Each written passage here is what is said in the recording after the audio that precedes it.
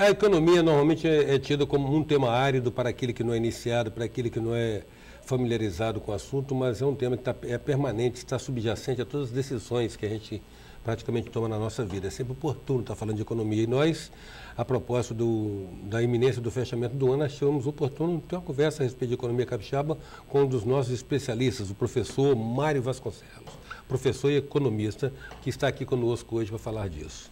Mário, prazer em tê-lo de novo aqui no 9 Prazer Minutos. é todo meu.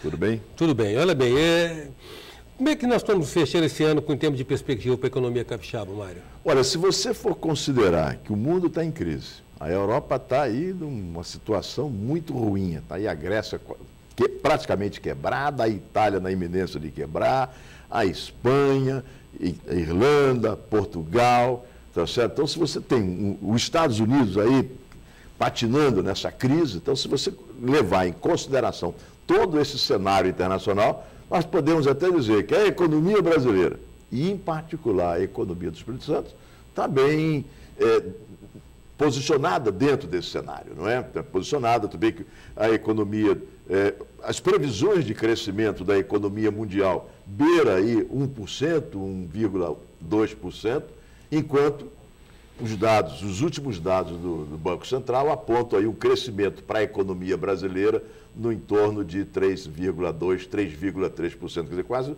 3 vezes o que vai ocorrer na economia mundial. Então, se você levar isso em consideração, nós podemos dizer que a economia brasileira e, historicamente, a economia capixaba cresce mais do que a economia brasileira, então podemos esperar também um bom crescimento para a economia do Espírito Santo. Agora, essa colagem da economia capixaba, particularmente com o mercado internacional, ou seja, ela cresce na medida que o mercado internacional está ativo, demandador, né? Isso, e, na verdade, verdade, ela é a primeira a entrar em crise quando há uma retração do mercado. Eu digo o seguinte, ela tem um impacto maior do que o restante da economia brasileira. Por quê?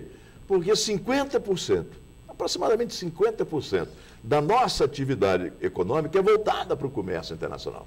São as exportações de commodities metálicas, não é? Então, isso, na medida em que os países entram em crise, reduz as suas importações, isso prejudica as exportações dos demais países, e como a nossa depende, 50% depende do mercado externo, claro que o impacto é maior, não é? Ela sofre mais, não é? Do que a economia brasileira como um todo. Se você pegar os dados aí do Instituto Jones e pegar a comparação do impacto no PIB com relação à crise de 2008, 2009, você vai ver uma queda acentuada da economia brasileira e muito mais acentuada da economia capixaba, mostrando o quê? Que a economia capixaba sofre um impacto maior. E ao contrário, na hora que acaba, ou melhor, a crise ameniza, a economia capixaba sai mais rapidamente do que a economia brasileira. Agora, isso é positivo ou negativo? Ou seja, essa relação de dependência que nos deixa tão vulnerável às oscilações do mercado? É complicado, não é? Na verdade, o que deveria pensar também? Numa diversificação maior. Né? Você diversificar os nossos setores produtivos e olhar mais para o mercado interno. Quando eu digo mercado interno, não é só o mercado interno capixaba, não. É o mercado interno brasileiro, quer dizer, do Brasil como um todo. Exportar mais para outros estados, não é? Então, e aí você reduz essa dependência, né, de uma crise internacional impactar muita gente. É melhorar a visão com relação às potencialidades que o mercado interno vem oferecendo, quer dizer, tanto aqui no Espírito Santo, como nos outros estados. Agora, fora das grandes plantas exportadoras de commodity, o que nós temos de potencialidade a ser desenvolvida?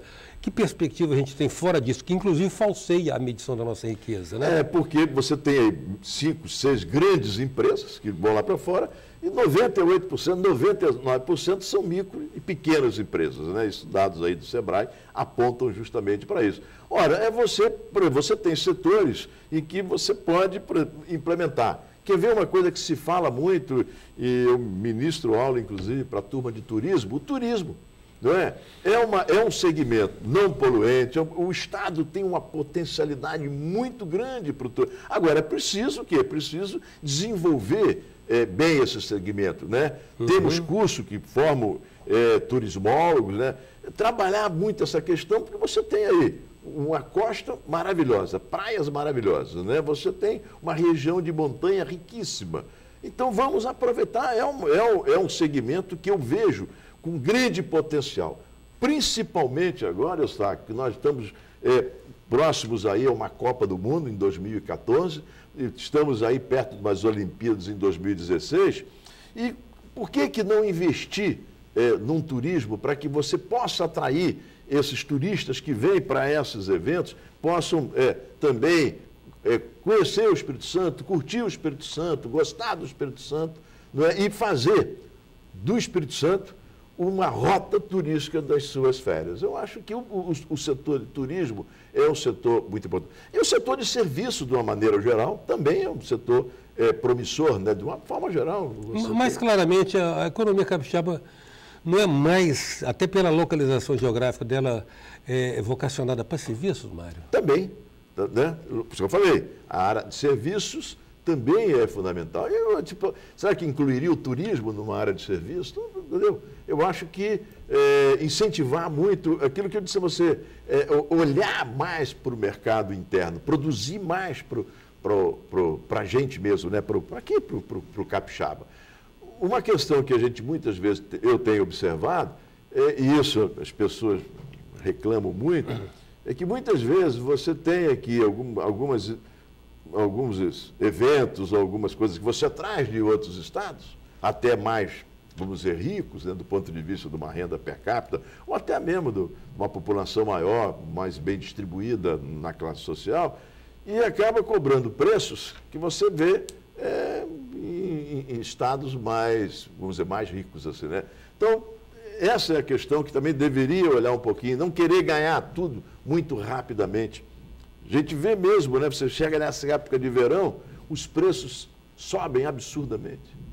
Por quê? Porque eles querem ganhar justamente nesse momento e quando deveria ter vamos dizer, uma participação ao longo do ano e não concentrar tudo em 2, 3 meses. Né? Em 9 minutos nós estamos conversando com o professor e economista Mário Vasconcelos. A gente volta já.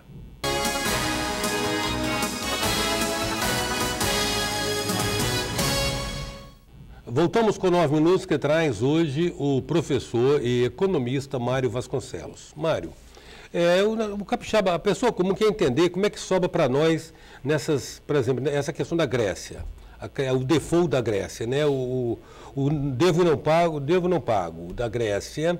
Como é que isso rebate nós? Como é que isso afeta? Porque tem essa mobilização da Europa, inclusive, para acudir, financiar o déficit do Estado grego, impondo medidas restritivas ao povo, o povo está esperneando, o alemão está gritando que não tem nada a ver com o fato do espanhol querer trabalhar só 4 horas por dia e ter todas as mordomias. Se aposentar cedo. Se aposentar cedo.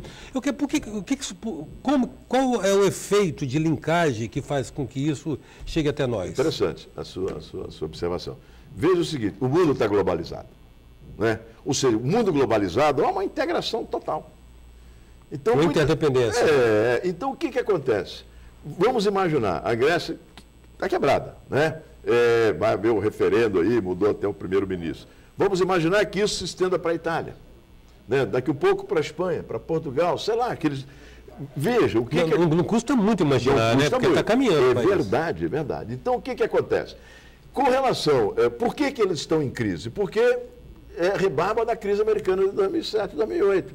Tiveram que, ou seja, eles adquiriram esses títulos podres americanos, tá certo? Se endividaram. O governo teve que intervir na medida de evitar uma crise maior naquela oportunidade, transferiu a crise para os dias atuais. Então, quando você tem um mundo globalizado, há uma total interdependência, você repara, a China, que hoje é o maior comprador de produtos brasileiros.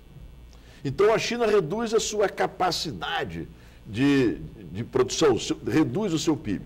Quer dizer, a estimativa do PIB, de crescimento do PIB da China para 2012 é alguma coisa como 8,5%, 9%. 9%, dados do último relatório do FMI. Quando crescia 14%. Ora, se nós exportamos muito para a China, o que acontece? Obviamente, a China vai comprar algumas coisas menos do que comprava da gente. Então, e se a nossa economia, 50% depende do comércio internacional, então, obviamente, aquilo que eu falei no início, o impacto aqui é muito maior do que... Então, nós sentimos esse impacto. E é uma coisa interessante. não é só a empresa A ou B que exporta para a China, é toda a sua cadeia produtiva. Porque na medida em que uma grande empresa reduz as suas exportações para a China, para os Estados Unidos, que é um dos segundos, a Argentina, né? Então o que acontece? Aquela pequena empresa que presta algum tipo de serviço para essa grande organização também vai reduzir a sua atividade. Então isso vai se espalhando. É um efeito multiplicador ao contrário, quer dizer, ou seja, isso vai se espalhando por toda a cadeia produtiva. Então, muitas vezes, eu até faço essa ilustração, uma pequena senhora que tem uma pequena indústria, não é, de camisa, num bairrozinho simples, ela tem que estar preocupada com isso? Claro que está, porque ela faz essa camisa, vende para uma grande empresa que exporta para a China. Então, na medida em que essa empresa não vai poder mais exportar para a China, essa empresa não vai comprar mais a camisa dessa costureira. Então, aí ela vai ter que buscar outra fonte de renda. Então, a coisa como você falou, há uma total interdependência dessas economias. Então, após a China, um paísinho pequeno, com forte lá o turismo. Então, se a China quebra, e aí entra uma outra questão, Eustáquio, fazendo uma pequena ilustração, não sei se muito interessante. Repara, quando houve o ataque especulativo às moedas, né? Se lembra? Começou no México. Então, aquele ataque especulativo à moeda mexicana, em 1994, no mesmo momento em que nós implantávamos o Plano Real, isso levantou até uma discussão na época. Será que o real vai funcionar? E repara, essa incerteza que gerou na Grécia, no México, com relação ao ataque à sua moeda, se estendeu para onde? Para os países asiáticos. E depois para onde? Para a Rússia. Que eram países que tinham a mesma configuração do ponto de vista do seu modelo, não é? E chegou ao Brasil, em 98, final de 98, 99, obrigou no governo até. Então, o que acontece? Se a Grécia quebrar, entendeu? E a Itália quebrar, será que a França não vai quebrar? Porque a França tem títulos italianos ou vice-versa. E aí como é que faz? Então, a coisa está toda interligada. Então é como se tivesse todo um sistema. Se uma peça do sistema falhar, isso gera uma incerteza de tal ordem nas demais componentes do sistema, que isso pode levar o sistema a uma quebradeira generalizada. Por isso é que há a preocupação de não deixar a Grécia quebrar. Entendeu? Justamente para não aumentar esse grau de incerteza. Essa crise é uma coisa interessante. Teve lá em 2007, ela começou, mas depois ela ficou meio amortecida, até que, em setembro de 2008, quebrou o Lehman Brothers, não foi isso? Foi. Essa quebradeira do Lehman Brothers é que trouxe todo esse, ou seja, levantou com muito mais força a crise. Agora, ela... Se, por exemplo, o governo americano não deixasse quebrar o Lehman Brothers, pode ser que nós tivemos uma crise, mas talvez não com esse nível de incerteza, não com esse nível de espraiamento que teve. Mas no caso brasileiro, o impacto da crise de 2008 foi mais, digamos assim, uma expectativa psicológica, né? Porque nós tínhamos um mercado forte, um mercado interno, que sustentou a demanda. Mas assim mesmo você teve uma queda, o PIB cresceu 0,2, se não me engano, tá certo? E o ano seguinte, 2010, cresceu 7,5%. Quer dizer, então você vê que nós só não sofremos um impacto maior por uma série de fatores. Um deles é que nós temos um sistema financeiro que é quase que perfeito, não é? No sentido, não se deixou contaminar por essa crise financeira americana, e um país com uma estabilidade econômica, com um volume substancial de reservas cambiais, que servia até como um colchão amortecedor para qualquer eminência de fuga de capital. Então, eu acho que esses fatores contribuíram para que essa crise de 2008 não nos impactasse de forma muito forte, né? Ao contrário dos outros países, que falta uma regulamentação financeira no seu mercado financeiro. Por isso é que eles hoje estão sofrendo. Mas, já encerrando, você falou a respeito da questão da China, né? E a China grande... Na verdade, a China segurou uma prosperidade mundial com essas altas escalas de demanda dela, e nós fazendo a farra aqui por conta das nossas commodities. O presidente da FINDES, Marcos Guerra, ele tem alertado insistentemente Porque nessa mão dupla do comércio com a China, nós mandamos commodities e estão trazendo os industrializados. E ele está divertindo para uma desindustrialização brasileira e capixaba. Como é que você vê isso? Desindustrialização, eu acho que isso é uma regressão, né? Mas o presidente Fim está alertando sobre isso. O que é desindustrializar? É você... É você trazer produtos de fora com as quais a indústria brasileira não pode competir. Não, peraí, como é que é? Ele está dizendo o seguinte, que está chegando produtos industrializados no Brasil com os quais a indústria brasileira não consegue